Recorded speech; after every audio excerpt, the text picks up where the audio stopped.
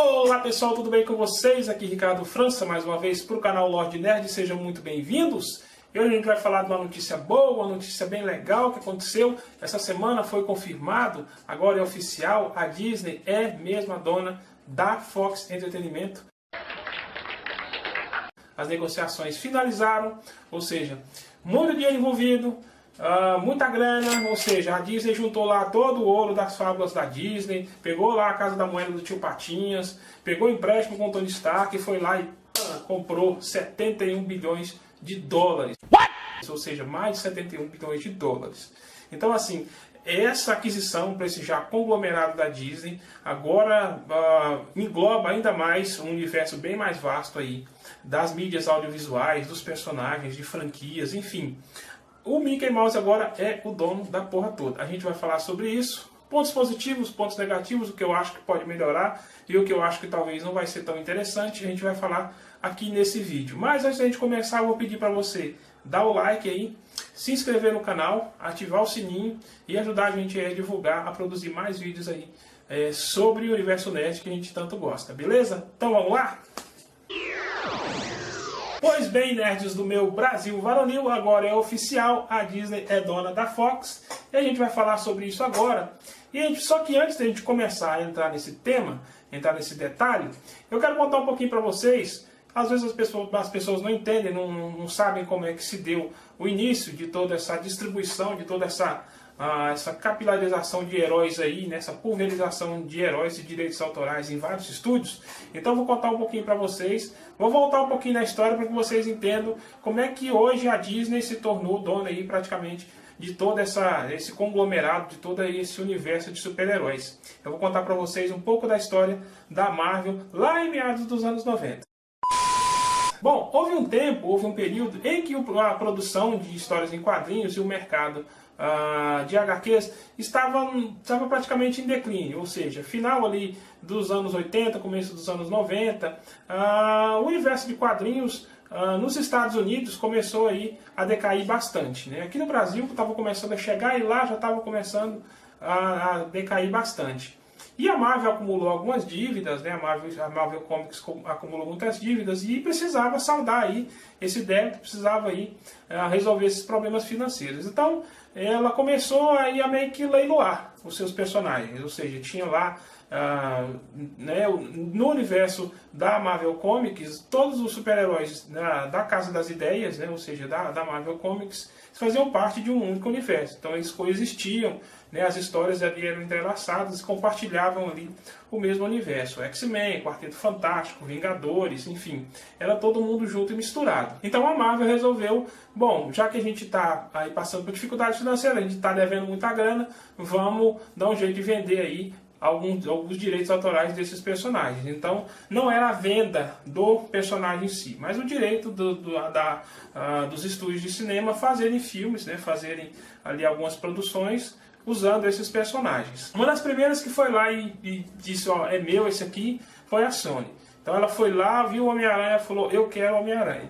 A Marvel na época até cogitou e ofereceu para ela os outros personagens, né, dos Vingadores, enfim, um conglomerado todo lá, e ela disse, não, eu quero somente o Homem-Aranha, não me levem a mal, deixa aí, né, ou seja, esnobaram o Capitão América, esnobaram Tony Stark, Homem de Ferro, Thor, enfim, não quiseram ninguém. Não, a gente quer o amigão da vizinhança, a gente quer o cabeça de teia. Então foram lá, compraram o Homem-Aranha, na época, se eu não me engano, por volta de 4,5 bilhões foi o valor, e começou aí a produzir os filmes do Homem-Aranha. Quem se lembra, né, a primeira trilogia do Homem-Aranha, dirigido pelo Sam Raimi, e o Tobey Maguire protagonizava, era o Peter Parker. Um abraço, Tobey Maguire, esteja onde você estiver, meu Peter Parker favorito, está sumido aí, ou seja, nunca mais fez nada, enfim. Então aí a Sony começou a fazer algum sucesso.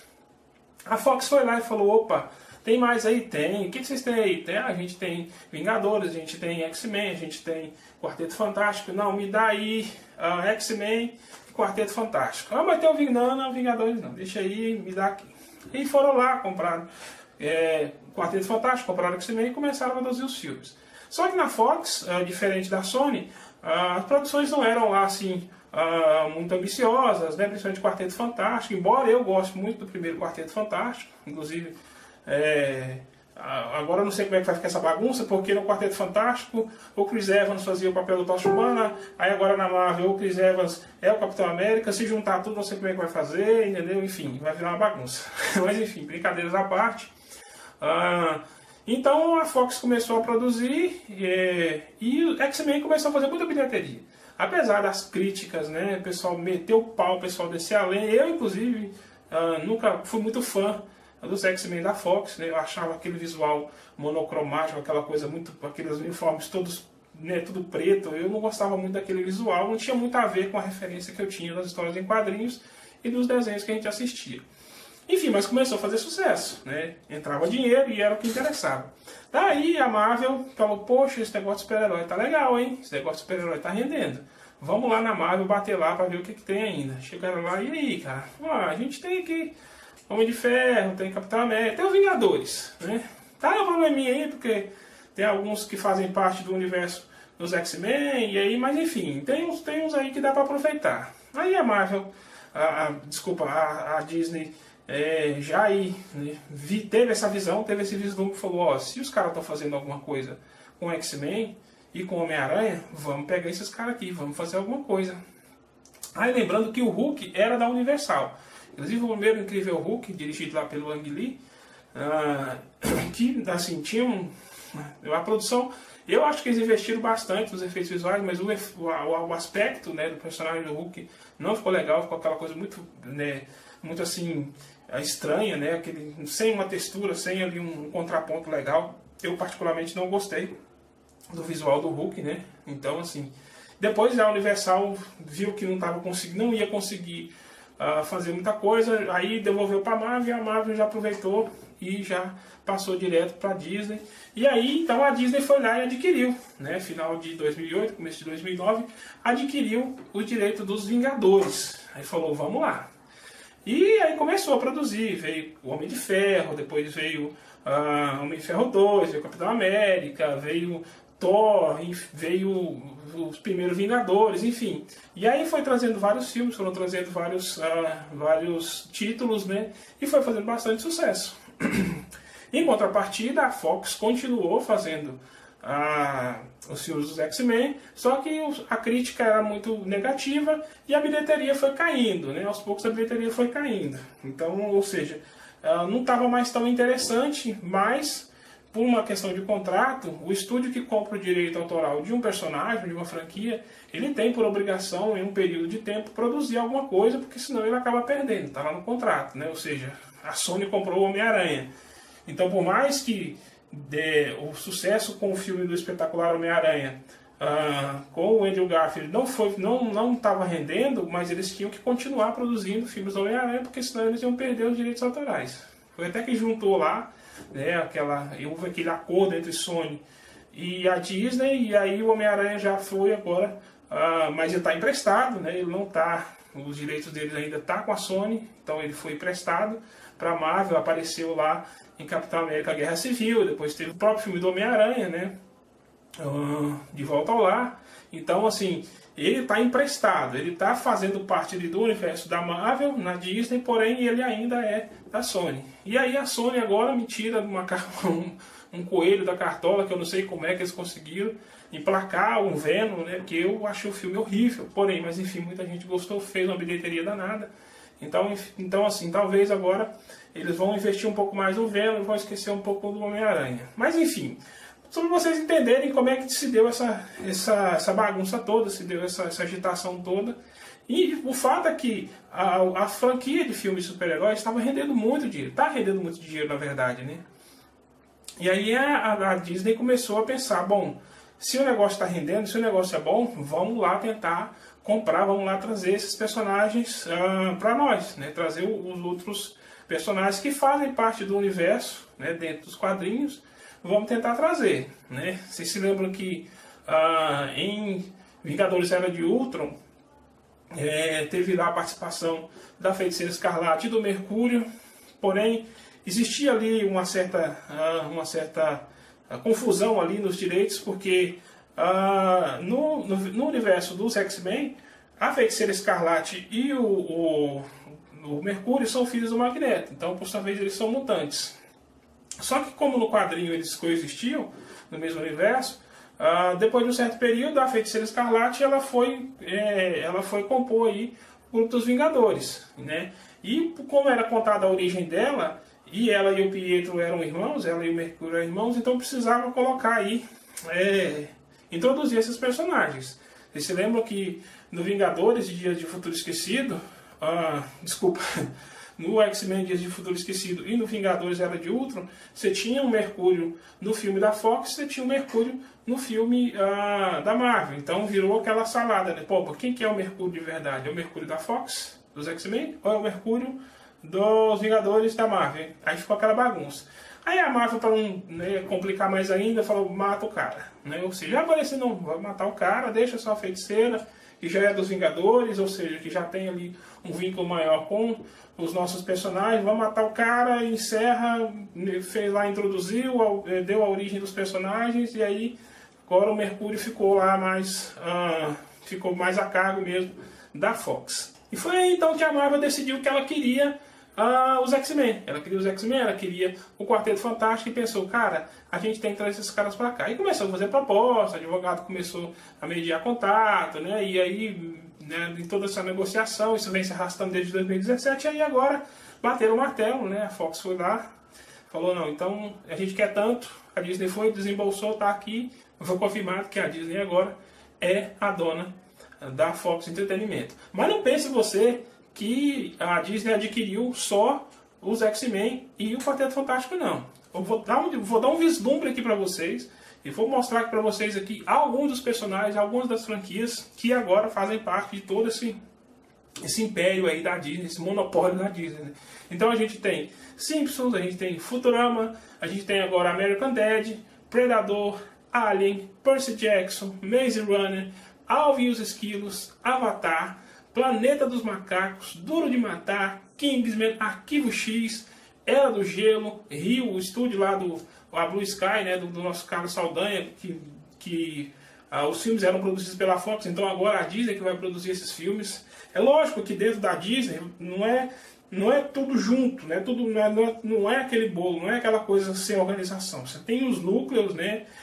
A Disney é dona da Lucasfilmes, a Disney é dona da Pixar, mas dentro da Disney existem esses núcleos e cada um desses núcleos cuidam aí desses respectivos personagens, dessas respectivas franquias, então elas vão produzindo. Só que todo o lucro gerado com aqueles filmes, com propaganda, né, com material promocional, vem tudo para o bolso do Mickey Mouse, porque afinal de contas eles compraram então os estúdios ali independentes dentro do conglomerado produzem, mas o lucro vem todo para o bolso da Disney. Então, somado tudo isso, né, ou seja, além da franquia Star Wars, né, que todos os filmes, inclusive tinha alguns filmes da trilogia original de Star Wars que ainda não estava bem definido, agora a Marvel conseguiu comprar também, a Disney conseguiu comprar, agora ela é dona de todos os filmes, é dona da franquia da Lucasfilmes, então assim, todos esses filmes que vêm saindo aí, né, do universo Star Wars, então todos aí, todos fazem parte aí do grupo da Disney, né, tem a Pixar, né, que tem carros, tem Os Incríveis, Procurando Nemo, enfim. Então, ou seja, fora todos aqueles personagens clássicos, né, que a Disney já tem, e mais esses recentes, no caso de Branca de Neve, A Bela e a Fera, Cinderela, coisas mais recentes, Moana, Frozen, e, enfim, vários outros personagens que depois surgiram ao longo do tempo. E aí agora se junta todo esse pessoal que eu falei com vocês, e mais aqueles que eles já compraram aí, que eles adquiriram nesses últimos anos. Ou seja, virou um verdadeiro monopólio da indústria do audiovisual. E na minha opinião, o que talvez isso pode influenciar, o que isso pode talvez trazer de negativo para as produções futuras?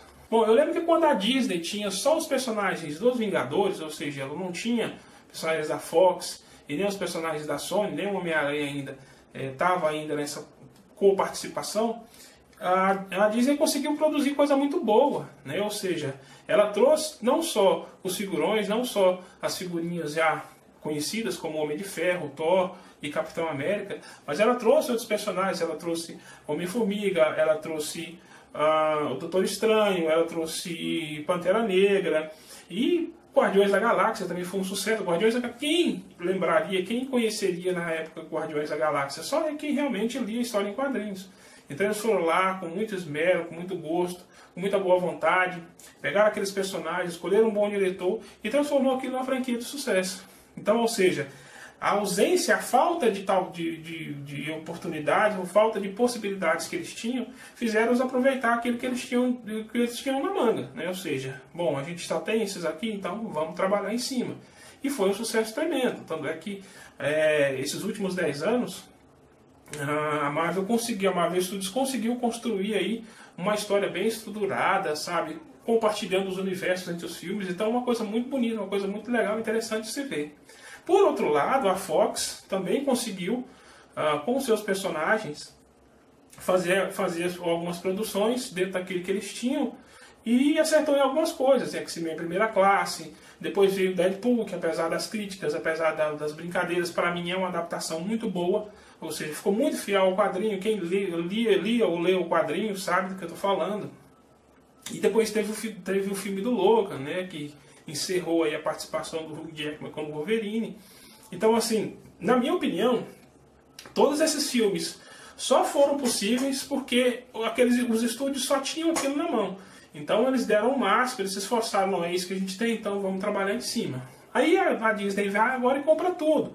Então eu não sei qual vai ser a liberdade criativa que os diretores, que os produtores vão ter, né?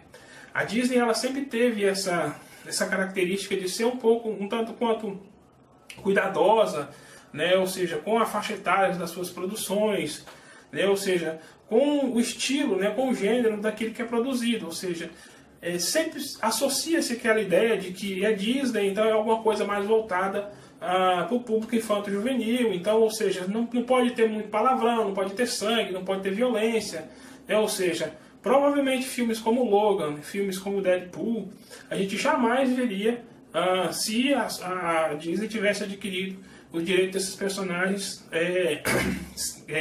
antes da Fox. Ou seja, então, dificilmente a gente veria esses filmes, veriam essas produções. Agora que juntou tudo, eu não sei como é que vai ser, né? Ou seja, a gente tinha, por exemplo, o filme dos Novos Mutantes, que estava praticamente engatilhado, a produção foi adiada, ou seja, pararam tudo quando as negociações da compra da Fox avançaram, então eles deram tempo. Então, assim, o trailer estava muito interessante, sabe, aquele visual bem assim, filme de suspense, parecia que ia ser um filme assim, bem voltado mais para o público adulto, sabe, com uma temática bem mais adulta. Então esse filme praticamente não vai mais acontecer, né? E tem o filme do Fênix Negra, que já foi refilmado várias vezes, a gente não sabe como é que vai ser agora, né? Imagina que esse filme ainda vai sair com o selo da Fox, né? E talvez, provavelmente deve ter alguma interação, deve ter alguma coisa ali da Disney junto, mas imagina que ele ainda vai sair com o selo da Fox. Então hoje o meu maior receio, o meu maior medo, talvez a minha maior preocupação justamente é essa. É que esses personagens, né, ou seja, todo esse monopólio que se criou aí agora no universo da Disney, talvez eles vão limitar alguns personagens, ou vão deixar eles ali um pouco ali no ostracismo, né, vão deixar eles ali um pouco no esquecimento, ou vão colocar eles ali em subproduções, né, lembrando que a Disney até o final desse ano vai estrear o seu canal de streaming, né, ou seja, alguma coisa para competir aí com o Netflix, com o Hulu, com o Amazon, com o HBO Go, enfim. Ela está muito interessada em produzir material para o serviço de streaming para poder justamente entrar aí nessa fila que a Netflix praticamente domina, né, com as produções independentes e com as produções também que eles acabam adquirindo, acabam sendo cedidas aí para serem exibidas no canal. Enfim, não tem muita coisa além da Netflix, principalmente aqui no Brasil. E a Disney+, o Disney Plus, vai chegar aí. Já tem algumas coisas anunciadas, né, algumas séries, né, alguma coisa do Loki, alguma coisa da Feiticeira Escarlate do Visão, alguma coisa, se eu não me engano, do Soldado Invernal e do Falcão, enfim. Tem algumas coisas aí já engatilhadas. A Netflix cancelou alguns personagens, algumas produções de alguns personagens, como o Demolidor, Jessica Jones, enfim, tem algumas coisas paradas aí, a gente não sabe como é que isso vai se desenrolar agora, se esses personagens vão vir agora também para a Disney, vão também começar a ser exibidos aí no Disney Plus, enfim, muita coisa vai acontecer, né? Mas assim, tem um lado positivo também, e tem um lado que me agrada, tem um lado que também me deixa feliz, porque como um bom leitor de história em quadrinho, eu vi muita coisa legal entre a junção entre esses universos compartilhados, no caso de X-Men e Vingadores, e a gente quer ver isso junto, porque a gente que lê o quadrinho, a gente que acompanha as histórias, sabe o peso e a importância que é a união de todos esses super-heróis. Então, por exemplo, Guerra Civil, né, ou seja, se você lê no quadrinho, ou seja, é uma infinidade, é uma história muito mais elaborada, uma história muito mais bem construída, porque tem todos os super-heróis, ou seja, tem todo o universo da Marvel envolvido no quadrinho. E no cinema ficou legal, mas a gente sempre sentia falta de alguns personagens. Pô, tá faltando ali aquele X-Men, tá faltando aqui um outro personagem que não é do universo ali do cinema, então a gente acaba sentindo falta. Guerra Infinita da mesma forma, sabe? Guerra Infinita envolve aí todos os super-heróis da Marvel, principalmente ali aqueles mais fortes. Envolve os Vingadores, né? O Thor, Capitão América, Homem de Ferro, Professor Xavier, Doutor Estranho, Senhor Fantástico, do Quarteto Fantástico, enfim, era a nata, era o suprassumo de todo o universo da Marvel ali reunido contra o Thanos. Então, assim, eu senti muita falta quando eu assisti no cinema. Eu ficava ali associando ali as histórias do quadrinho e pensava, nossa, mas era mais personagem, a luta seria muito mais interessante se tivessem envolvido outros personagens, né, alguns X-Men fortes como a Fênix, como o próprio Professor Xavier, Tempestade, enfim, vários outros personagens que participaram dessas sagas no quadrinho. A gente que é nerd, a gente que é leitor, a gente que gosta das histórias, a gente sentiu muita falta deles no cinema. Então isso agora pode acontecer. Inclusive uma das sagas que eu também gosto muito, uma das últimas que eu li, que foi X-Men vs Vingadores, que eles brigavam ali pela tutela da Hope, né, a Esperança, uma personagem que detinha ali os poderes da Fênix, né? Então tinha uma rixa ali da SHIELD com o professor Chapéu, com a escola dos mutantes, né, para ver, porque ela era uma ameaça mundial, né, ou seja, ela era uma mutante nível ômega, então ela tinha muitos poderes, então ficava aquela briga para ver, uns queriam prendê-la, outros queriam cuidar, né, ou seja, estava ali mais próximo, proteger, mas de forma a limitar a liberdade e tudo. Então essa confusão gerou um conflito, gerou uma história, gerou uma saga muito boa nos quadrinhos. Então de repente isso agora pode vir para o cinema, a gente não sabe, né? Então, ou seja, vai depender dos produtores, vai depender do que eles ali vão idealizar agora com esses personagens. Bom, mas esse assunto é grande, esse assunto é longo, de repente a gente pode voltar a falar sobre isso numa outra hora. Eu vou encerrar por aqui para esse vídeo não se estender muito. Obrigado a vocês que assistiram até aqui, que acompanharam. Peço mais uma vez para deixar o like, para deixar o joinha, deixa o seu comentário. O que você acha que vai acontecer agora com a Fox na Disney? Você acha que vai ser bom, vai ser ruim? A gente vai conseguir ver as grandes sagas aí finalmente aí reproduzidas, finalmente aí trazidas para a telona? O que você acha disso? O que você pensa a respeito disso? Deixe o seu comentário, deixe aí a sua contribuição. Eu vou tentar, a gente vai tentar aí dialogar, vai tentar fazer aí um bate-papo legal, um bate-papo bacana sobre esse tema, sobre esse assunto, beleza? Então, vou ficando por aqui, um forte abraço, meu muito obrigado e até a próxima.